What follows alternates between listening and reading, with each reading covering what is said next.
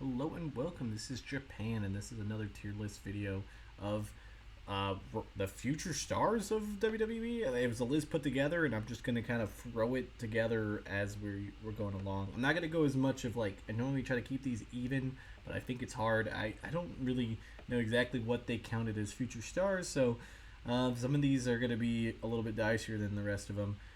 First off, Rhea Ripley. I mean, she's already a megastar. There's nowhere that's gonna change.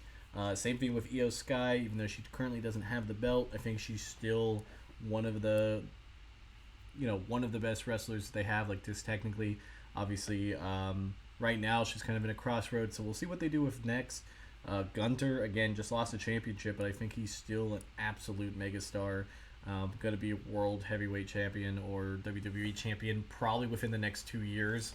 I don't think that's even a bold prediction, to be honest. Like I think it's just kind of guaranteed.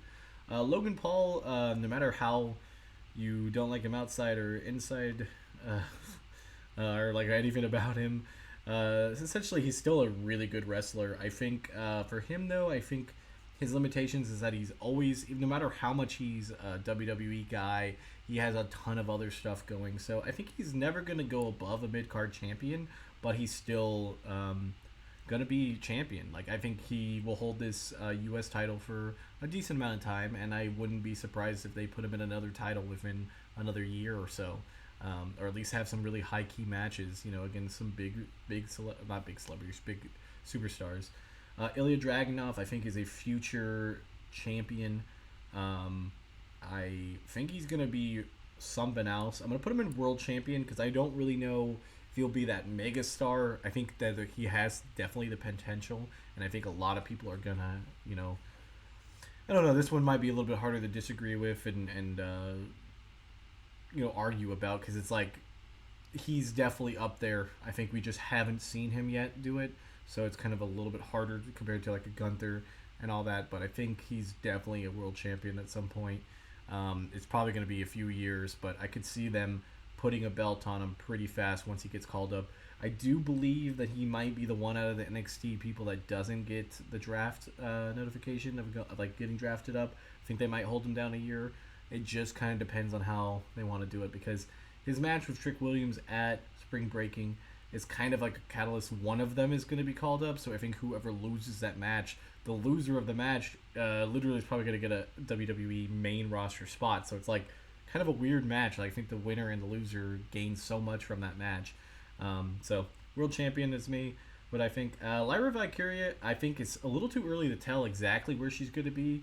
I don't think she's necessarily like looking at her right now. I feel like she's going to ever be like a women's champion. Like if they don't have a mid card champ. I still eventually want a mid card championship because the women's division is so stacked. So I'm going to put her in that area. I think she's going to have a big showing when she gets to the main roster, if that's either coming up, or I think she's going to have another year in NXT, so I think we'll have a little bit of time. Andrade, it's hard to say with him on his age of necessarily if they're going to put a championship on him. I could definitely see him in the mid-card. He is absolutely phenomenal that he could be a world champion. I just don't know if that's what's in the cards. So it's kind of hard for me to put him in that world championship thing because of how many people they have in line to a certain extent. And I think putting a smaller championship on him, I think he could do a lot more with to be in there. But we've already seen what he did in WrestleMania and seen and what he's been doing on the roster already, just tearing it up. Austin Theory is a weird character because I like him to a certain extent when he's a face. I don't really like necessarily his heel personality. I mean, like he does what he's got to do, but I don't know if that really puts him in the mid-card area. I think that's where he's at now. He's a tag team champion, but I think like 6 months down the line, I think there's a possibility he's just not in that area anymore. I'm gonna put him in the jobber category. It's a weird thing because I feel like he's just constantly gonna get that negativity that he had by being like Vince's boy and stuff. I'm hoping it changes. I think like a face turn definitely could save it, but I don't think he's going to be championship material anytime soon. Other than with the tag team title, obviously it's a little bit weird that or not weird, but like he has it. So like I don't want to like say he's going to be like released or like any of that type of stuff because he's still in that main event vein. But I think um, once he loses those titles, I don't think he's going to get another gold like, opportunity for a long time until he really changes a lot. Bianca Belair is an absolute megastar. I mean, she had the longest title reign. She just good at everything. Pretty much that she checks every box to be a great wrestler. So, absolute megastar. Braun Breaker's the same way. I think he's going to be one of the best that they have in NXT. I mean, we've seen him as a face, we've seen him as a heel. He's done amazing. So why not already put him up there? I think he has that little bit of an edge over Ilya Dragunov. I think he has the age. Like, I think he's much younger. I could be wrong on that. I'm not 100% sure. But I think that's where it goes. Bronson Reed, I think he's still going to be hovering around the mid-card. I think they've tried to see where he was going to go. And I think, like, his golden opportunity was in what they thought he was going to face Seth Rollins for the heavyweight title at Elimination Chamber. But because Seth Rollins wasn't really medically cleared to do it, I think they scrapped that idea. And I think that was his golden opportunity to get that like higher chance. And I don't think he's going to get that anytime soon. But he still will be hovering around the Intercontinental or U.S. title, whatever show brand that he fits onto. We'll give him there. Carmelo Hayes is a future world title holder. I mean, he just has everything. Like that we said about all these other guys. I don't know if I'd say put an absolute megastar because I think he still has a little bit to go. But he honestly could be in that with Braun Breaker.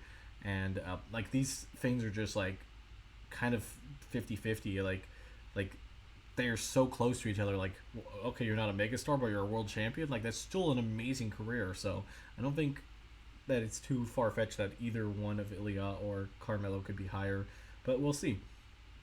Next up, we have Chelsea Green.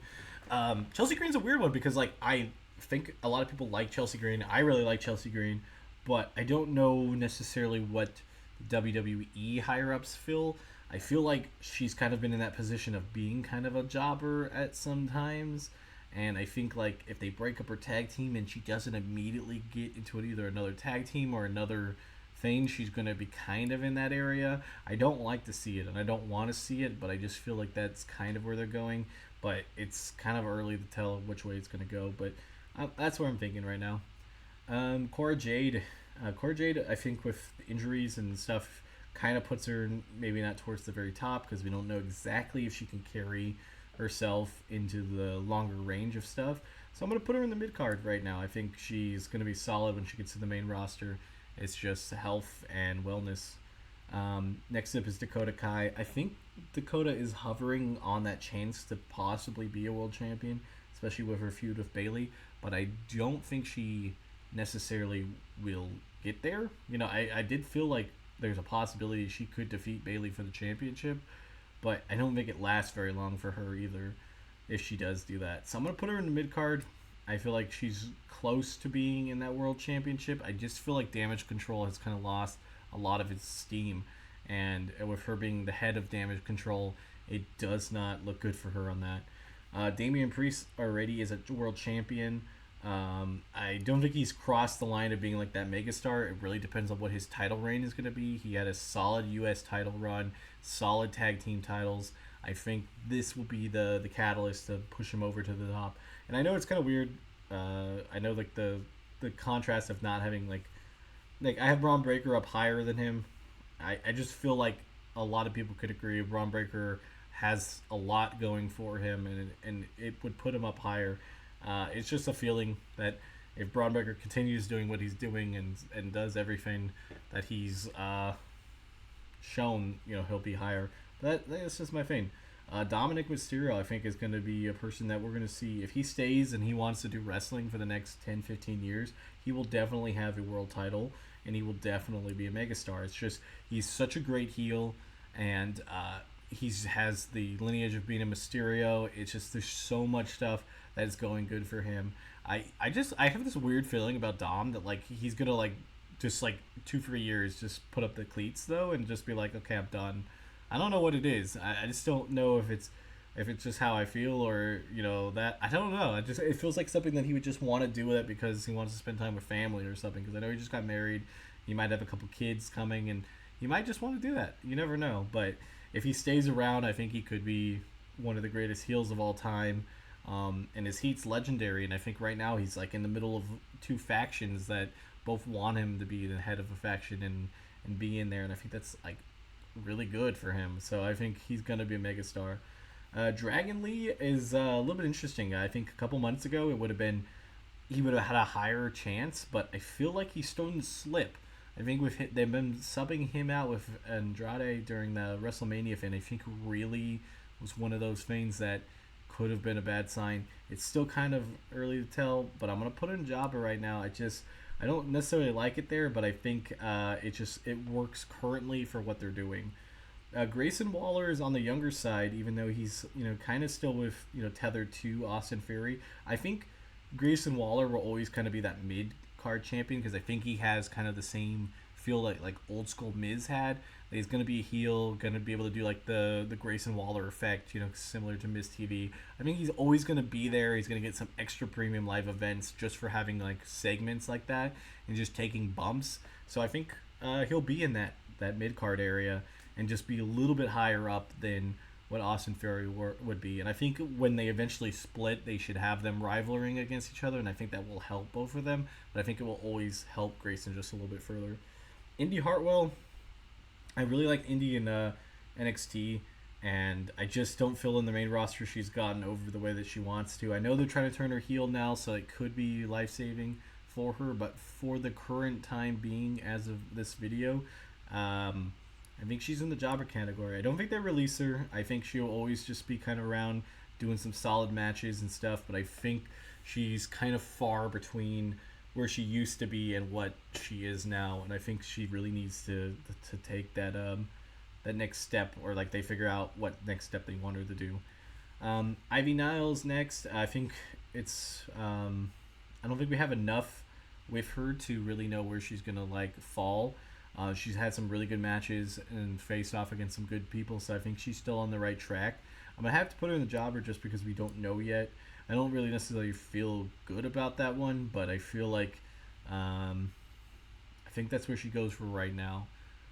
Next up, we got Joey Gargano. He's a phenomenal wrestler.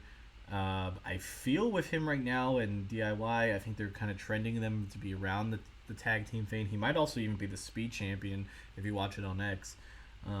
So I'm going to put him in mid card because I think he's going to get a title by summertime, if it's either the tag team titles or the speed title. That's just kind of my feeling on it. So I think like mid card is kind of where you put him. Kiani Jordan, she's shown a lot of stuff down there.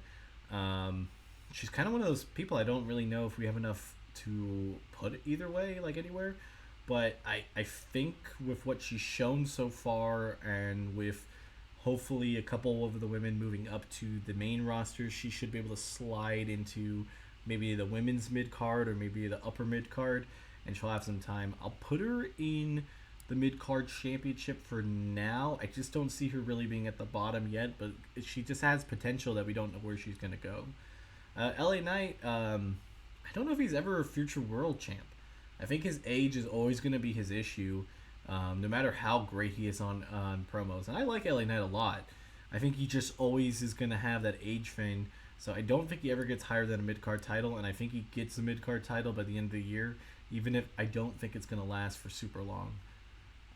But I think they need to put a title around his belt, and I want him. I think they want to see how it's going to react with the crowds. Like, is he going to still be able to hold that up?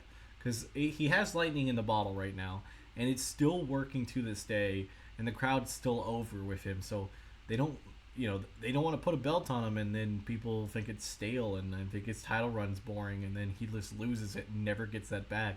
When they're still feeding off of just him not even winning a title because everybody's so hungry for him to win a title. So I think that mid-card championship right there is where he's at. He could easily slide into a world championship match or two. I mean, he just lost to AJ Styles, which he would have fought Cody Rhodes. I think that's still the good decision there. I think LA Knight and Cody Rhodes don't think mesh in style as much as the other two, and even in history. So I think with AJ and Cody, it kind of puts I think they can have some good rivalry, even though we're gonna only get a couple weeks for them to kind of build that up. Next up is Liv Morgan. She's possibly could be the new world heavyweight title champion. I could be even saying that. I think she's still a world champion either way, as she has been in the past, and I think that's where she is. I don't know if she's an absolute megastar because I think injuries have really ruined some of her title runs, even with the tag team title not that long ago. So I think if she's possibly the women's champion by the time I'm doing this, I'm recording this as of 4:22, 3 in the morning, April 22nd. Yeah, April 22nd, 3 in the morning. Wow, I don't know why that is such hard to explain. So I think that being said, that we haven't got to it yet. Montez Ford is interesting because not long ago, was it last year's Money in the Bank? I think he was so hot, even into the Elimination Chamber last year. Like he just was showing so much potential, and then I feel like they just pulled the plug on him and just thrown him back into just being part of a tag team. And I think eventually he'll get that second shot again and prove it, but I don't know if he goes much further because of that time that they had to, restart him. So I'm gonna put him in the mid card champion. I mean, obviously, right now, being part of a tag team with Angelo Dawkins, I think they'll get another title at some point. But I don't really think you count that as like a world champion. I kind of feel like that's the heavyweight or the WWE championship. So I don't see it. I don't see it at the moment that they're gonna do it. Nikita Lyons has a lot of talent. I think she's so close to developing like everything together to be main roster talent, but I don't think she's world championship material yet. It's still a little bit of time. I think she's got plenty of time, like age wise, before they even are looking at it that way. And I think once she gets to that time, she's gonna have a chance. This one might be the first person that I'm just gonna have to say might just get released in 6 months. I don't think they have a plan for him. Is the problem? I think almost just is there. They have that whole giant thing, and I think it was still a Vince thing to have a giant and to do that. And I just don't know if they have anything. Okay, great. Thank you, security virus, of why you want to tell me this right now. But I feel like he's in that this really bad time right now. We haven't seen him much, and unless they build him back up very fast, I don't see what they're gonna do with him. I'm hoping the draft will shake some things loose. I believe depending on when this video comes out, I think I've probably already had the draft video. Yeah, that was probably last week. So like I kind of thought he was gonna go to NXT. So this is a little bit in the future. I might have been wrong or right, but if they don't do something like that, if they don't do something drastically during the draft, I think he might be released. I think he's the only one on this list that's like that. I think some other people just have some better chances. Next up is Pete Dunne. I think he's just, with being a tag team person, he's still just kind of mid card. I think he has potential to eventually possibly get into that world championship run. I just think he has a kind of crucial next year or two.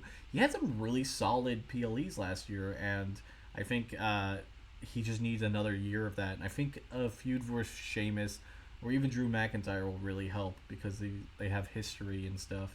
So hopefully something like that happens.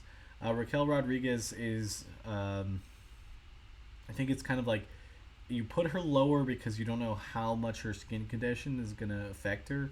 I'm going to put her in the mid card. I think if her skin condition was better, we could be even talking about her having the World Heavyweight Championship as of right now, taking over for Rhea.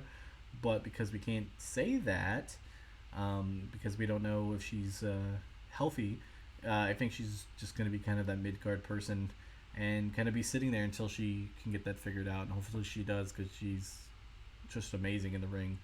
Next up is Ricochet, another person who just has so much potential. But I think he missed his shot. I think him versus Logan Paul was supposed to be his shot, and I don't think he was able to provide. So I think he's just kind of a mid-card guy. He might win another smaller title at some point. He has been the Intercontinental Champion. I don't think he had the U.S. I think he's only the Intercontinental, so we could see that happening again, but not anytime soon. Roxana Perez, I'm very high on Roxana Perez. I think she's gonna be a world champion for sure, and I think she's honestly gonna be a megastar. I think like they use her for training talent that is coming in through the performance center. I think she has the pedigree of being trained by Booker T. She has great mic skills. She has amazing pop moves. She's kind of showing her heel work now with when she's always been a great baby face. I think all of those things just kind of have that great package that will propel her to be an absolute megastar one day, and she's on her way for that.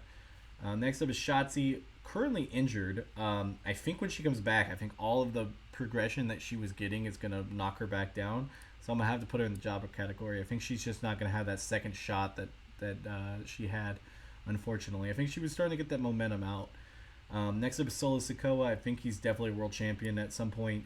He could definitely be a megastar. I think this Bloodline 2.0 is gonna be make or break it for him, because if he somehow fumbles this story, I could see that being kind of a big step back in his chances. But if he goes out there and does what he has been doing, and the storyline just tells it's just better than any other Bloodline storyline, he's gonna be an absolute megastar. But I'm gonna put him a world champion. I still think he'll have that opportunity. I definitely think a mid card championship is not too far out of his reach. I think they need to put something on him, and I think that will help build the bloodline up. Tiffany Stratton, I think also is definitely somebody who's going to have a world championship. I think she's going to be one of those weird ones that when she wins her first title, we'll really see how far of a megastar, or if it's a one and done thing. Because I think people are very high on her. She has a beautiful moonsault. I think a lot of people like her, even though she's like that heel that you shouldn't really like, but you like. So we'll see if that lasts, and see what her character develops. Because I think if she just continues being the same character and never evolves, people won't always like it, and it will fade. But I do think she will get a championship at some point, so I'm going to put her there. I don't think the megastar will quite be where it is, but I wouldn't be surprised. Next up is Trick Williams. I feel like Trick Williams has the potential to be better than Carmelo Hayes in some ways, and if that's the case, you know, they just this NXT right into WWE, like these last couple of years are going to be amazing of like what the draft has done. So that being said, I think he's definitely going to be a world title champion at some point. I think he's got some time. I think that's the only thing, is just hopefully he doesn't lose that steam. But I think he will be in that talk. I mean, it's hard to say. It's like watching something that has potential could really relate to anything later on. But I think he definitely has that. I mean, he definitely just has that potential to be as good as Carmelo Hayes, or if not better. So I think with both of them being in here, just makes a lot of sense. Tyler Bate, I think he's going to be mid-card. I mean, he's in the tag team right now. I don't necessarily think he's going to go. He's been around for a while, too, so I think that also could be negative for him in the long run. Wes Lee, I think because of the injuries and stuff, I don't think we could really judge too much. I'm going to put him in mid-card because I don't think he's a jobber. I think once he comes back, he's probably going to be NXT champion, and so that's when we'll really be able to know where he's going to be at. Zoe Stark, I think if you would have asked me like 6 months ago, or whenever she really had all that stuff with Rhea and Becky, like I think she had some great rivalries last year, but I think it's kind of the end of the route line for her. I hate to say it, but I think she's in the jobber category right now. She's not like stuck in there. I think there would be a great chance that she could turn it around. I think keeping her with Shayna Baszler is going to be a bad idea. It's just because I think a lot of people don't like Shayna. I'm 50-50. I think outside of WWE, Shayna is like awesome. I think her MMA thing just doesn't really translate as in the WWE as much. Like her and Ronda Rousey, just kind of had that match a while back that was just god awful. Zelina Vega, she's trending towards that jobber. I think like she just doesn't have the pull that she had. She had two championship matches last year, and I think that was more than what most people thought she was going to get. I mean, she obviously got the Backlash match, and she also fought Io for the title. So I think she's like was there, but then I think it's just been halting, and that's unfortunate for her because I think she's she's really good in ring work and really good on the mic. So I think there's still a possibility she can get out of there. I don't think it's like a death sentence, but I think for the time being, that's what it is. And then you got Jade Cargill. I think Jade Cargill for sure is a world champion, and I think she could possibly jump over to that megastar. I'm gonna probably just put her in world championship like material right now, just because I think we don't know what she's 100% capable of. We saw what she did in AEW. We saw what she's been doing here. I think her defining fact, like her thing, will be what happens after. I think they inevitably win the tag team champions, her and Bianca, and then her and Bianca's rivalry after that. With, I'm assuming Jade will turn on Bianca. If that all is what the future holds, and if that rivalry afterwards is all what we think it's going to be, I think that will propel Jade into like a mega star. I think right now, I think it's safe to say that she's going to have an opportunity at one point for a big title, if not a couple title matches. I could see her having a title match with Bailey at some point, and Damage Control helping out Bailey, even though they don't want to because they don't like them as much, or just wanting to, maybe be like a DQ where they go out there and beat both of them up. I mean, we saw something similar with, Tiffany Stratton costing Bailey and Naomi in a match. So I couldn't imagine that it would be too far fetched to see Damage Control messing with both of them, too. So yeah, I think World Champion is not a bad thing, but those are my picks. I don't know exactly who made this tier list, but some of them I can see why they're stars. And tell me when I'm wrong. I think the jobber thing is it's a little hard to tell right now. And the mid card champions can be 50-50 because some of them are young people, some of them are extremely over people, and some of them are just hey, they could go either way. It's just like with the two big championships, when you think about the world heavyweight title and the WWE championship, there's not going to be a huge amount of change all the time with them. Like even with just the last year, we had both titles with one person the entire year. And I don't think we're going to get that this year necessarily, but Cody's championship, I think, will hold on for until next WrestleMania or something like that. So I think, that's what we're going to have to see. We're going to have to see how it goes. But until next time, I am Japan. Bye, guys.